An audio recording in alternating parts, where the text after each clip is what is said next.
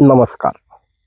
संपूर्ण देशाचे लक्ष लागून असलेला लातूर शहर विधानसभा मतदारसंघ, या मतदारसंघात अत्यंत अटीतटीची, चुरशीची, किंबहुना एकतर्फी लढाई आहे म्हटलं तर चुकीचं ठरणार नाही.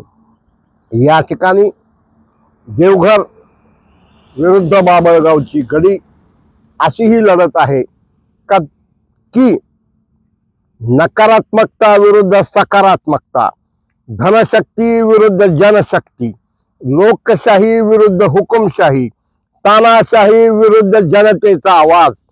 म्हणून संपूर्ण देशातल्या राष्ट्रीय मीडिया सुद्धा आज लातूरमध्ये येताना दिसतोय.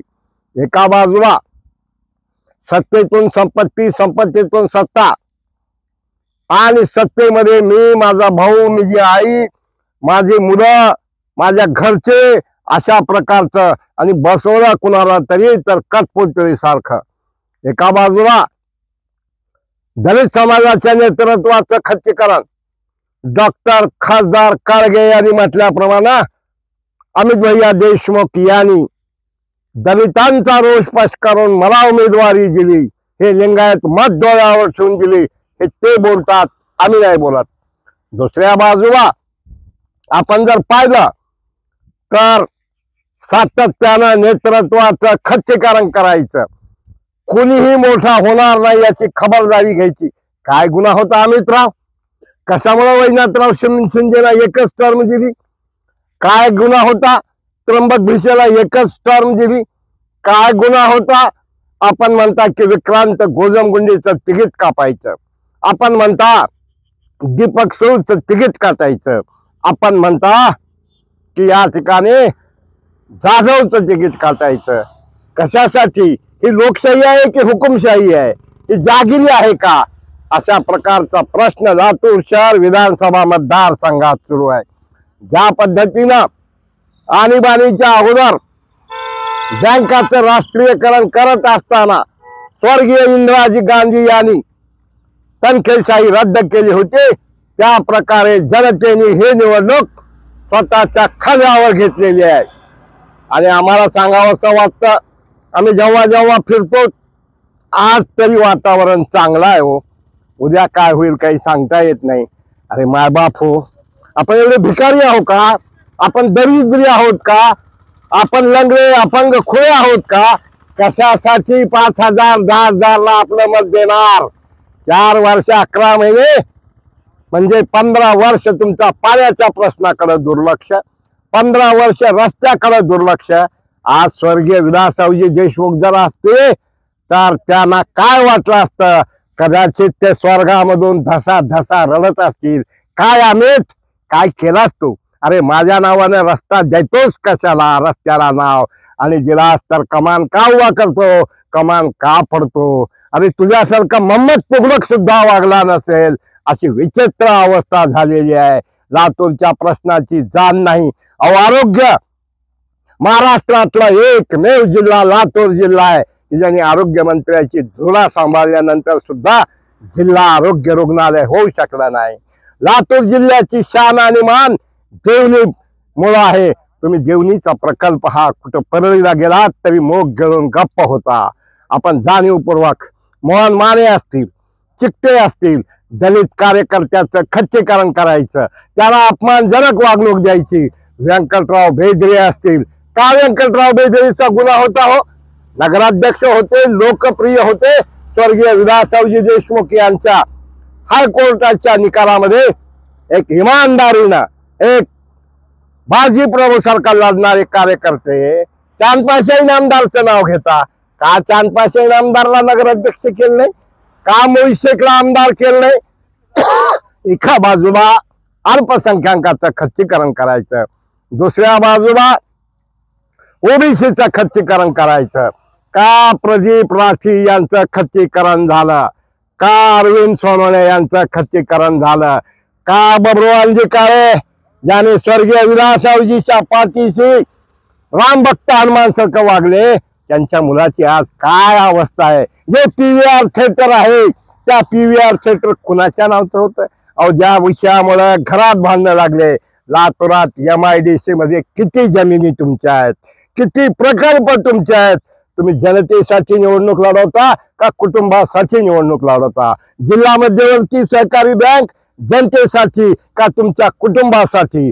सहकारी साखर कारखाने नावाला असताना रबर स्टॅम्प सारखे माणसं चिपाडाचा पाचटाची कपात करता, आम्हाला लाज वाटते हो. विलासरावजी जर असते किंवा दगडोजीराव जरी असते तर त्यांनी हे माफ केलं नसतं, त्यांना हे सहन झालं नसतं. आणि अशा एका परिस्थितीमध्ये एका बाजूला अल्पसंख्याक समाजाला न्याय देणारे, परवा मी पाटील साहेबांकडे बसलो असताना अबूबकर सिद्दीकींचा पुतण्या आला. अल्पसंख्याकाचे लोक येतात, म्हणतात साहब हम तुम्हारे तरफ देखने वाले और यहाँ बीजेपी को वोट देने वाले, तुमने हमारे लिए क्या नहीं किया? तुमने हमारे लिए अबूबकर सिद्दीकी साहब को सदर बनाया, तुमने उधर काजी साहब को मिनिस्टर MLA बनाया, मिनिस्टर बनाया, तुम्हारे शुगर फैक्ट्री का वाइस चेयरमैन जय जवान का बनाया. म्हणून न्यायाविरुद्ध अन्याय, समता विरुद्ध विषमता, हुकुमशाही विरुद्ध लोकशाही अशा प्रकारची ही लढाई सुरू आहे लातूर लोक विधानसभेच्या मतदारसंघात. मला सगळ्याला हात जोडून पाया पडून कळकळीची विनंती करायची, विकू नका हो तुमच्या मुलाचं भवितव्य, उद्ध्वस्त करू नका लातूर शहराला. काही दिवसापूर्वी जावेद शेख आणि रामेश्वर बद्दर यांच्या दुकानाला सील ठोकायचं पाप केलं. मी म्हणतो जनतेचा तळतळाट लागल्याशिवाय राहणार नाही. कशासाठी? काय गुन्हा होता संभाजीराव पाटील शिरवानपाळकरांचा? काय गुन्हा होता आलमलेकर पाटलाचा? फक्त लिंगायत एवढाच गुन्हा का? म्हणून त्यांना घड्याळाला तिथं पाडलं.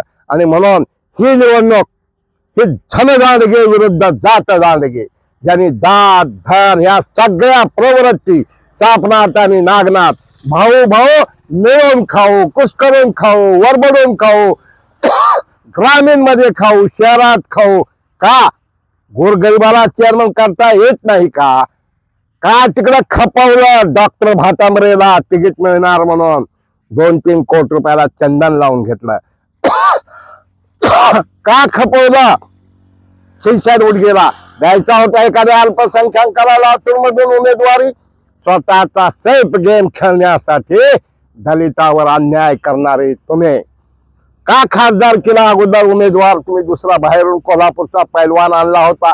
म्हणून मतदारांनो फक्त 10,000 आणि 5,000 रुपयासाठी तुमचं मत विकाल तर परमपिता परमात्मा तुम्हाला माफ करणार नाही.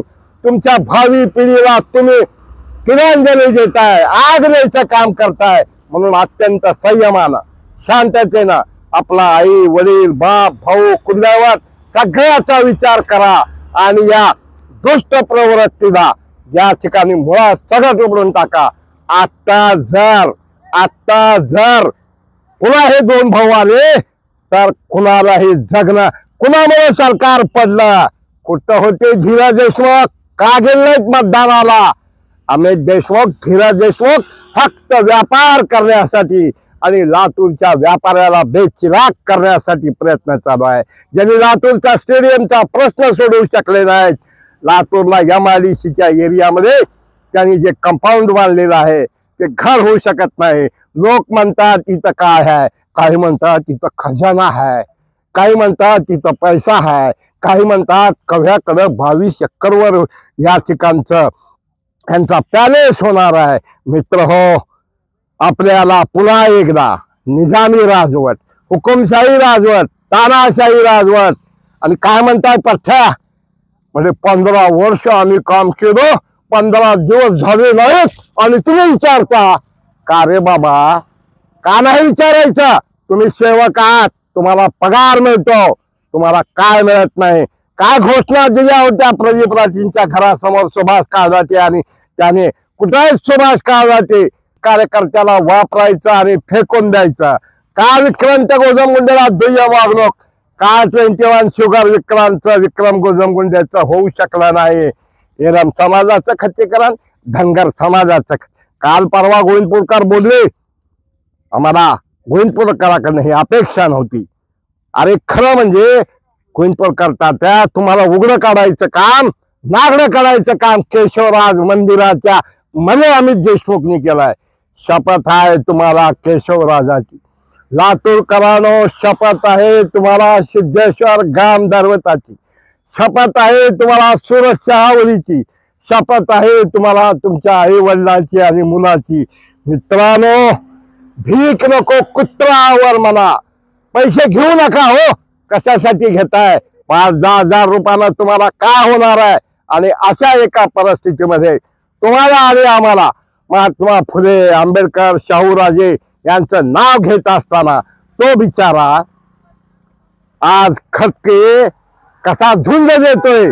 लोक काय म्हणतात, माय बाबासाहेबाचं लेकरू आहे हो, किती मरमर करते हो, कसं फिरतंय हो, एकला गेला नाही, लढणार नाही पण विकला जाणार नाही म्हणत असताना तो लढतोय.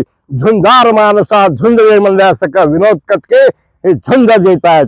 माजी महापौर काय गुन्हा होता? राष्ट्रपतीला पाण्याच्या प्रश्नासाठी भेटायला गेले म्हणून त्यांना वेगळी वागणूक का? शिवराज पाटील हे काय पाकिस्तान मधले नेते होते का? शिवराज पाटील चाकूरकर देवघरातला देव, लातूरकरांचा देव, महाराष्ट्राच्या नव्हे देशाच्या राजकारणात लातूरची शान आणि मान उंचावणारं व्यक्तिमत्व. त्यांच्या स्वप्नपूर्तीसाठी, गोरगरिबांच्या स्वप्नपूर्तीसाठी, लोकशाहीच्या पुनर्स्थापनेसाठी, भ्रष्टाचार मुक्त, जातीयवाद मुक्त, हुकुमशाही मुक्त लातूर ही झंझावात आता कुणाचा आहे? डॉक्टर चाकूरकर आणि त्याच बरोबर विनोद खटके. गल्ली गल्ली में गीत है, अरे विनोद खटके की जीत है. दुसऱ्या बाजूला एकच गर्जना, पाटील अर्चना. ज्याने कहा गए वो दिन, अरे तुम्ही काय पेरला? तुम्ही सेवक म्हणून गेलात पण लोकांना नाही भेटलात. तुम्ही लोकांचे फोन डायव्हर्ट केले, तुमच्या सेवकाला बोलायला लावलात. म्हणून त्यांचा नंबर डायव्हर्ट करा आणि या ठिकाणी दाखवून द्या, होय लातूरची जनता स्वाभिमानी आहे, निर्भय आहे आणि मताचा टक्का वाढला पाहिजे. पैसे घेऊन येणाऱ्याला तडाखे द्या, त्याला बनवून काढा. हरामखोरानो, पैसे घेऊन आला तर आमच्या घरी याद राखा म्हणा. मित्र हो, खूप बोलावं असं वाटतंय, काही गोष्टी बोलू शकत नाही. हात जोडून पाया पडून, जात पात धर्म पंथ फक्त लुटारू युद्ध, एक शोषण करणारे आणि दुसरं शोषण होणारे. म्हणून या निवडणुकीत निर्भयपणानं महाराष्ट्रात विक्रमी मतदान करा. जो डर गया, अरे तुम करोड़ों के मालिक हो लेकिन तुमको 3-3 घंटे उनके घर के सामने गिड़गिड़ाना पड़ता है. लाज वाटू द्या जनाची नाही मनाची. मरताना तुमचा पैसा येणार नाही, तुमची इज्जत डॉक्टर बाबासाहेब आंबेडकरांनी दिलेल्या घटनेची इज्जत, तुमची इज्जत स्वाभिमानाची इज्जत, तुमची इज्जत तुमच्या कष्टाची इज्जत, तुमची इज्जत नैतिकतेची इज्जत. म्हणून निर्भयपणानं मतदान करा. आज झंझावात कुणाचा आहे हे तुम्ही ओळखू शकता, साथ कुणाला आहे हेही ओळखू शकता. गरज आहे, मी विकला जाणार नाही. माझ्या बापाची शपथ, माझ्या लेकराची शपथ, माझ्या आईची शपथ, मी पैसा घेणार नाही. काही लोक म्हणतील पैसा घ्या पण मत देऊ नका. नको, ते 10,000 घेतील, लाख रुपये तुमचे जातील. म्हणून मित्र हो, सबस्क्राईब करा, शेअर करा, लाईक करा. धन्यवाद.